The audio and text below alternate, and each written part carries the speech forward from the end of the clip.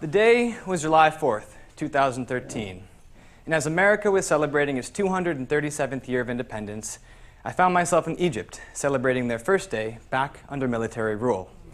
After days of popular protest, the Egyptian military had staged a coup, ousting the first democratically elected president in the nation's history. To call Egyptian politics complicated is a bit of an understatement, and as I walked around Cairo that day trying to make sense of what had happened, I ended up coming across an elderly man who told me something that I would never forget. Truth, he said.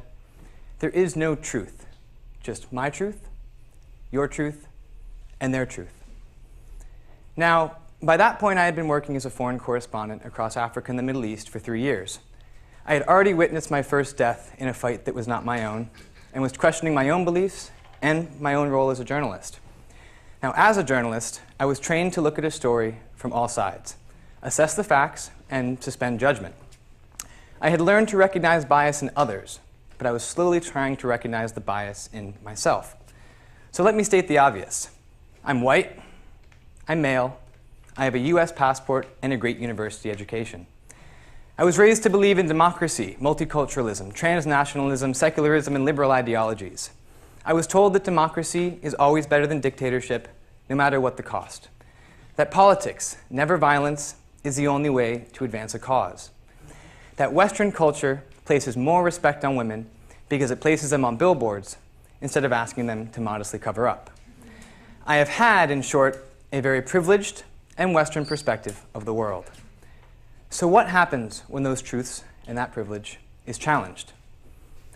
After 28 years in 70 countries, I have seen some of the best of humanity and some of the worst.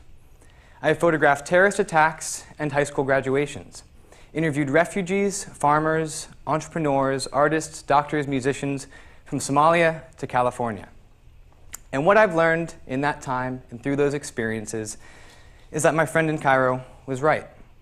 There is no such thing as truth, no objective right, and no objective wrong for us all to believe in. We live in a world of multiple perspectives informed by multiple realities. And as our world becomes more connected, we are increasingly confronted with the reality of others on a more constant and vibrant basis. We see perspectives championed as fundamental truths, and as those so-called truths collide, we are often left feeling lost, hopeless, vulnerable, or confused. We experience a sense of empathy overload. We are expected to feel, but we feel guilty when we cannot. And to be honest, how can we really ever understand why somebody blows himself up on a crowded bus, or experience genuine empathy for the victims, whom we've never met and live thousands of miles away? Now, there are no easy answers to these questions, and I'm not about to give one. But what I can offer is perhaps a way to look at something differently, and maybe a way forward. And it starts with our privilege. The more I've witnessed and the more I've shared, the more I've wrestled with my own privilege and what to do with it in this globalized world. If privilege is best described as an invisible package of unearned assets that we can count on cashing in each day, then I believe we have a choice of what to do with that privilege. We can continue to cash in and stick to one truth and use it to further ourselves. Or we can invest it and use that privilege to gain new perspectives. Because at its core, privilege affords those who have it two things: access and opportunity. It gives us the ability to see and experience life, even briefly, as others might, and the opportunity to see multiple perspectives that others cannot. So what do we do with this? Well, it doesn't mean you have to become a journalist or even travel the world. It simply means that instead of always seeking the familiar, seek the difference. Put yourself in situations that stretch your boundaries and learn to be comfortable being uncomfortable. Because privilege will never challenge itself.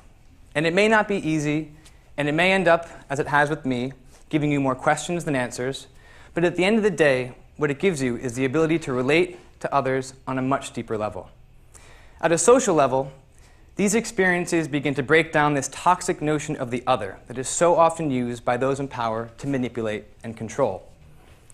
It teaches us, over time, that while our truths may be different, we as humans are not. A few weeks ago, I was biking along the West Side Highway at sunset.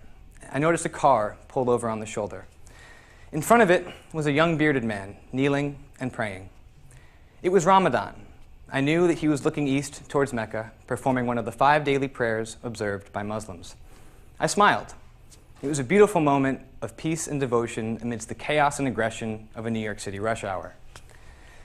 Now, I can't imagine what some other people may have thought in that moment, given recent events and rhetoric.